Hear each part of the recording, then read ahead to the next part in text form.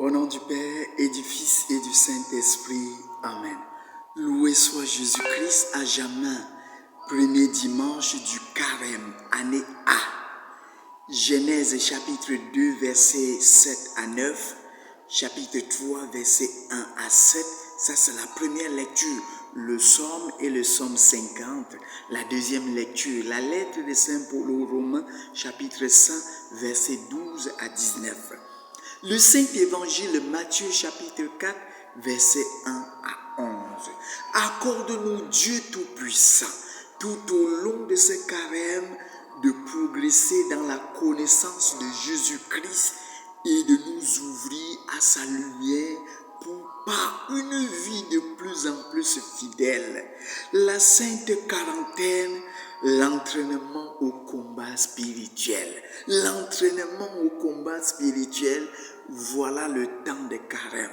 Le temps d'entraînement à la prière, le temps d'entraînement au jeûne, le temps d'entraînement à la mortification, le temps d'entraînement à l'aumône, au partage, le temps d'entraînement au pardon, à la réconciliation, le temps d'entraînement à aimer, à écouter, le temps d'entraînement à dire des bonnes paroles, des paroles constructives, les paroles de douceur, les paroles de vérité, les paroles qui unissent, les paroles qui fraternisent. La première lecture nous renvoie au livre des origines, le livre de la Genèse, pour nous parler de l'origine du mal. Deux images de Dieu, un Dieu potier et un Dieu chirurgien. Dieu est le potier, celui qui pétrit l'homme par ses mains. Par la terre, Dieu a pétri l'homme et il a soufflé sur lui l'haleine et l'homme devient un être vivant, Adam. Deuxième image de Dieu, Dieu est un chirurgien. Il fait d'abord endormir Adam par un sommeil trompeur et Adam s'est endormi. Et du côté d'Adam, le côté d'Adam est sorti Ève. Dieu façonne la femme du côté d'Adam.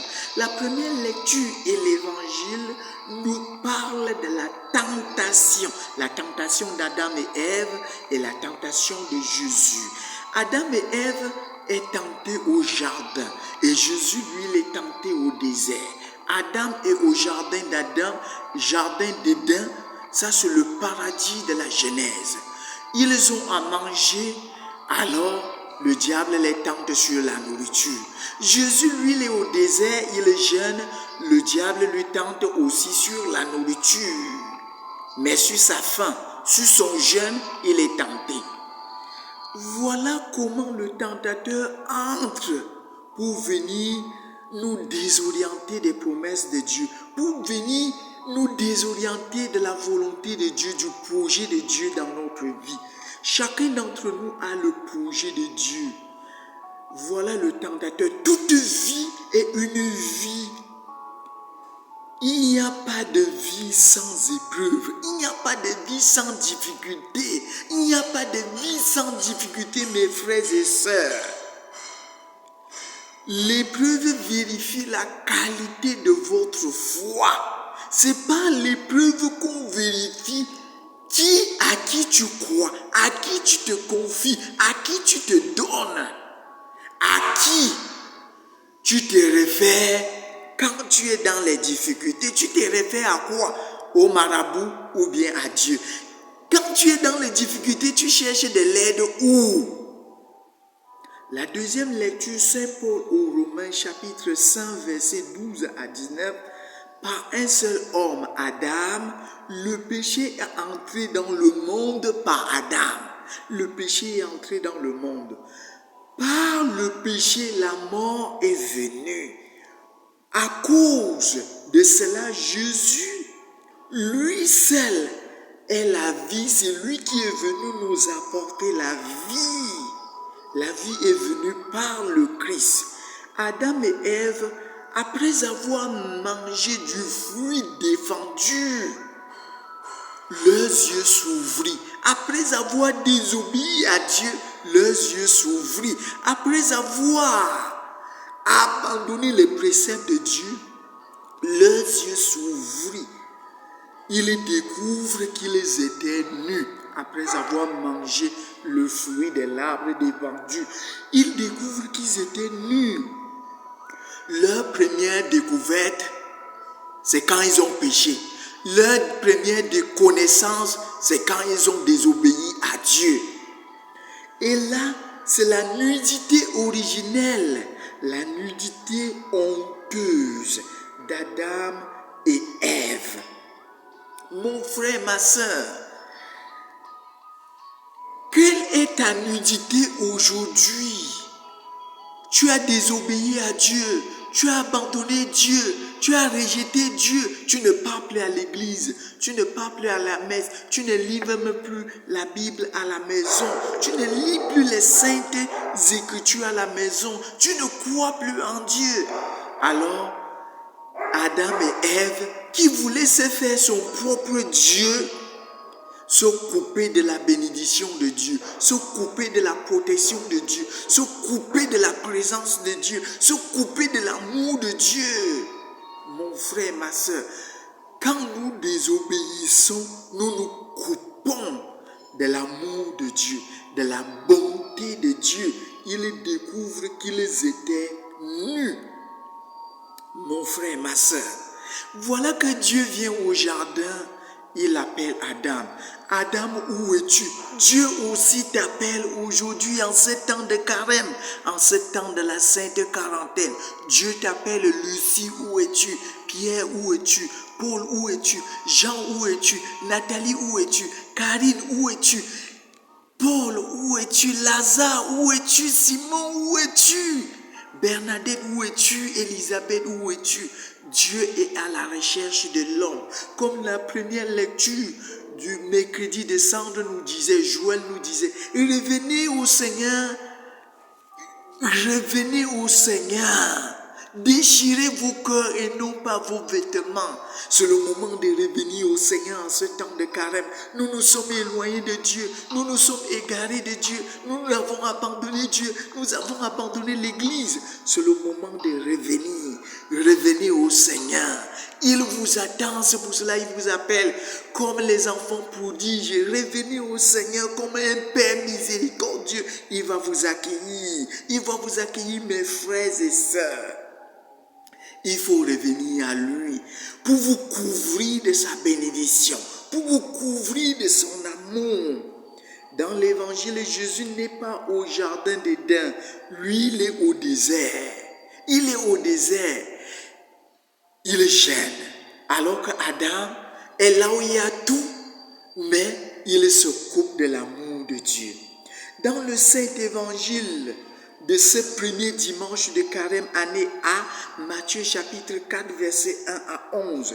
Après le baptême de Jésus par Jean au Jourdain, après le baptême de Jésus par Jean au Jourdain, Jésus fut conduit au désert par l'Esprit. Mon frère, ma soeur, Jésus fut conduit au désert par l'Esprit pour être tenté par le diable.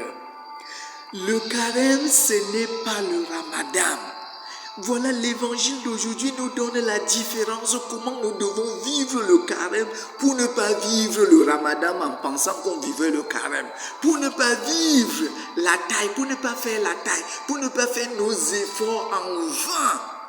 Comment vivre la sainte quarantaine, le carême, c'est le fait d'être conduit au désert par l'Esprit. Jésus est conduit au désert pour jeûner pendant 40 jours et 40 nuits. C'est conduit par l'Esprit que Jésus est conduit au désert. Mon frère, ma soeur, si tu veux vivre le carême, il faut être conduit par l'Esprit de Dieu dans le désert de ta vie, dans le désert de ta pauvreté, dans le désert de tes misères, dans le désert de tes sécheresses, dans le désert de tes maladie, dans le désert où ton mari t'a abandonné, dans le désert où ta femme t'a abandonné, dans le désert où tes enfants ne te regardent pas, dans le désert où tu vis en orphelin de père et de mère, dans le désert où tu vis en veuve, dans le désert où tu vis en étranger, Jésus veut venir dans le désert de ta vie. C'est pour cela qu'il est conduit par l'Esprit pour arriver dans le désert de chaque être humain. Pour s'incarner dans le désert, comme il s'est incarné dans notre monde, il veut s'incarner aujourd'hui dans tes déserts pour vivre sa passion avec tes péchés, pour porter tes péchés, pour porter tes déserts, pour porter tes souffrances, pour porter tes maladies. Mon frère, ma soeur, c'est poussé par l'Esprit que Jésus entre au désert pour jeûner pendant 40 jours et 40 nuits. Quels sont tes déserts? Tu dis que tu es stérile, tu n'accouches pas. Voilà tes déserts que Jésus veut. Jésus, où désires-tu venir jusqu'à moi? Voilà la question que tu dois poser pendant le temps de carême. Présente à Jésus tes déserts, présente à Jésus tes problèmes, présente à Jésus tes difficultés, présente à Jésus tes faiblesses, présente à Jésus tes blocages. Mon frère, ce sont les déserts conduits par l'Esprit. Sans l'Esprit de Dieu, nous ne pouvons pas bien vivre le carême. Sans l'Esprit de Dieu, nous ne pouvons pas vivre le carême. C'est que ça, c'est le Ramadan. Mais c'est grâce à l'Esprit de Dieu que je peux jeûner. Avec l'Esprit de Dieu, je peux vivre le partage. Après l'Esprit de Dieu, je peux vivre dans la prière. Celui qui est rempli de l'Esprit de Dieu peut bien prier, peut bien vivre le chemin de croix. Oui, c'est l'Esprit qui prie en nous. Si tu n'as pas l'Esprit en toi, tu ne peux pas bien prier. Si tu n'as pas l'Esprit de Dieu en toi, tu ne peux pas vivre la charité. Tu ne peux pas vivre l'aumône. Mon frère, invoquez l'Esprit de Dieu en vous, l'Esprit d'amour, l'Esprit de partage, l'Esprit de prière, l'Esprit de sacrifice, de pénitence, de miséricorde. Le combat se situe dans le terrain des Écritures. Jésus dit, il est écrit, Jésus cite les Écritures, il est écrit, Jésus est un rabbin qui s'appuie sur les Écritures pour combattre le tentateur. Jésus s'appuie sur les Écritures. Oui, mon frère, tu t'appuies sur quoi? Sur le potion magique que le Alamimbu t'a donné. Tu t'appuies sur quoi? Tu t'appuies sur quoi? Pour te défendre, pour repousser le tentateur, pour repousser le diable, pour vaincre tous les sorciers et les sorcières, pour vaincre les vampires. C'est dans les Saintes Écritures se trouve la parole de Dieu. Mon frère, ma soeur, Jésus s'appuie sur les Écritures. Il s'incarne sur les Écritures. Ce sont les Écritures, hein? Mais à l'intérieur des Écritures se trouve la parole de Dieu. Jésus s'incarne sur les Écritures, sur l'histoire d'Israël, sur la foi d'Israël. Jésus s'incarne sur la foi d'Israël. Jésus s'incarne sur l'espérance d'Israël. Jésus s'incarne sur les promesses de Dieu faites à Israël pour les accomplir, pour accomplir l'histoire d'Israël, pour accomplir la foi d'Israël, pour donner du sens à l'espérance d'Israël. Ce que vous espérez là, me voici le Messie qui vient pour accomplir ce que vous étiez en train d'espérer, pour vous donner le sens à ce que vous croyez. Mon frère, ma soeur, qu'est-ce que Dieu a écrit sur ta vie? Et là, Jésus veut entrer pour les accomplir. Mon frère, Jésus veut accomplir ce pourquoi tu es né, ce pourquoi tu es venu dans le monde. Là, tu vis dans les difficultés. Alors, c'est comme si on a détourné le projet de Dieu dans ta vie. C'est comme si on a détourné l'énergie de Dieu qui était en toi, la chance que Dieu t'a donnée, les talents que Dieu t'a donné, le don que Dieu t'a donné, l'énergie que Dieu t'a donnée. C'est comme si on a détourné ça. Jésus dit qu'il est venu pour accomplir les Écritures. C'est pour cela qu'il cite les Écritures sur ta vie. Ici, les Écritures sur ton histoire. Ici, les Écritures sur ton avenir. Il est dit, il est écrit, Deutéronome, parce que ici, le tentateur lui tente. Dans la première tentation, le diable dit, si tu es le Fils de Dieu, ordonne que les pierres deviennent du pain. Jésus dit que non, je sais vraiment que je suis le Fils de Dieu. Je n'ai pas besoin que tu me dises que si tu es le Fils de Dieu, ce n'est pas à toi de me rappeler que je suis Fils de Dieu.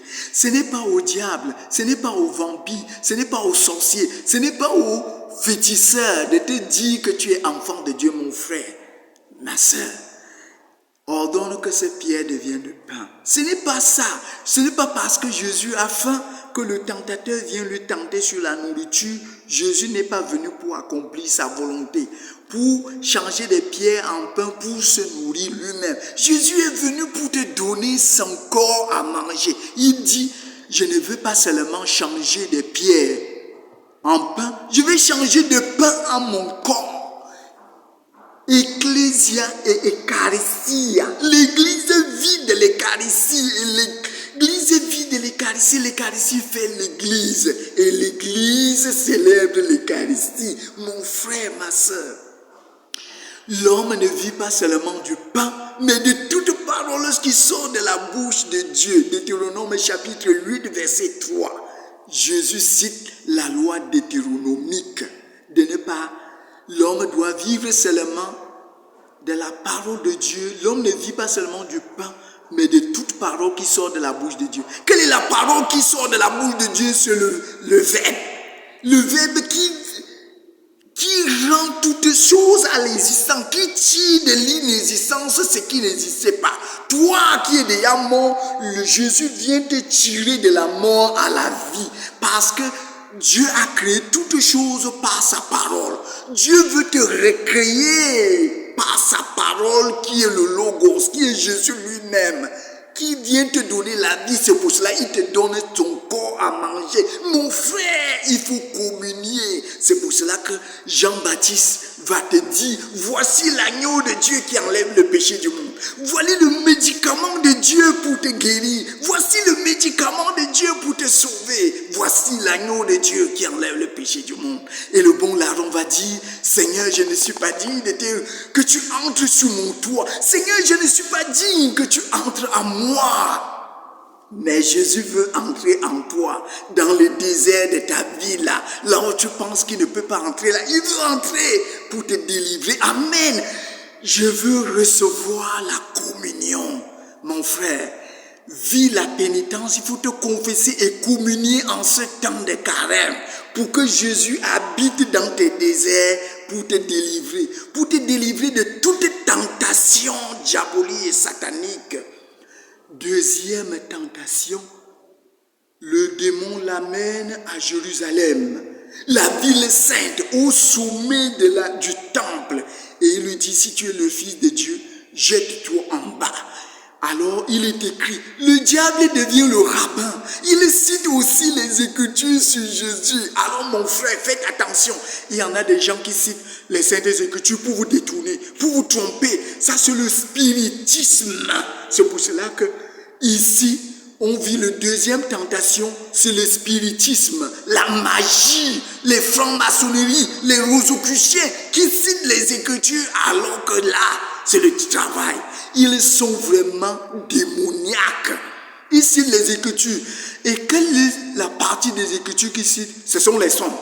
Ils citent le psaume 91, entre parenthèses 90, verset 11. Et il dit, il donnera mission à ses anges de te protéger, que Jésus se jette en bas. Jésus dit, Deutéronome chapitre 6, verset 16. Jésus réplique par les Écritures. Jésus réplique par la loi deutéronomique. Tu ne mettras pas ton Dieu à l'épreuve. Beaucoup mettent toujours Dieu à l'épreuve. Beaucoup se servent de Dieu. Beaucoup se servent de Dieu pour tromper leurs frères et sœurs, pour massacrer leurs frères et sœurs. Dieu n'est pas content de vous. Jésus va dire au tentateur, je vais descendre même plus bas. Je ne me jette pas seulement en bas pour montrer comment les spectaculaires, pour montrer ma gloire. Non, je vais descendre aux enfers pour sauver l'humanité, pour sauver les captifs. Il va descendre dans nos enfers. Il va descendre dans nos enfers pour nous retirer, pour retirer les âmes perdues. Troisième tentation, le démon l'amène sur le haut d'une montagne, sur une haute montagne. La montagne est le lieu de rencontre de Dieu, le lieu de la spiritualité. Il fait voir à Jésus tous les royaumes. Et il lui dit, si tu te prosternes à mes pieds, si tu m'adores, oui, il y en a beaucoup qui adorent le diable pour profiter, pour avoir le pouvoir. Il y en a beaucoup qui adorent le diable pour avoir le pouvoir. Jésus a dit au démon, non. Deutéronome, il cite encore la loi Deutéronomie. Jésus ne fait que combattre le diable par les saints des Écritures, par la parole de Dieu, les saints des Écritures. Jésus lui-même, il est la parole de Dieu. C'est pour cela qu'il cite les Écritures pour t'amener aussi à avoir la Bible à la maison. Deutéronome chapitre 5 verset 9. Tu ne prononceras pas le nom de Dieu en vain. Tu ne prononceras pas, tu ne te prosterneras pas devant les idoles, devant d'autres dieux pour les servir. Et Jésus a dit au tentateur, mais je vais m'abaisser devant les pieds de Pierre pour lui laver les pieds. Pour laver les pieds, je vais servir Pierre et non toi. Et je vais lui donner les clés du royaume. Tu es Pierre et sur cette pierre, je bâtirai mon église. Alors Pierre a les clés du royaume. Voilà ce que Jésus nous demande aujourd'hui. D'avoir la Bible à la maison et de lire. Là, nous pouvons terrasser le démon. Nous pouvons terrasser tous les vampires. Là où Adam a échoué, en désobéissant à Dieu, en cherchant à être Dieu de lui-même, Jésus veut vivre selon la volonté de Dieu, selon le plan de Dieu. Il ne peut pas accepter de faire ce que le diable lui demande de faire, mais il fait selon ce que Dieu lui a demandé de faire, ce qui était prévu pour lui, pour sauver l'humanité. Que le Seigneur habite dans nos déserts pour nous délivrer là où nous souffrons. Loué soit Jésus-Christ à jamais.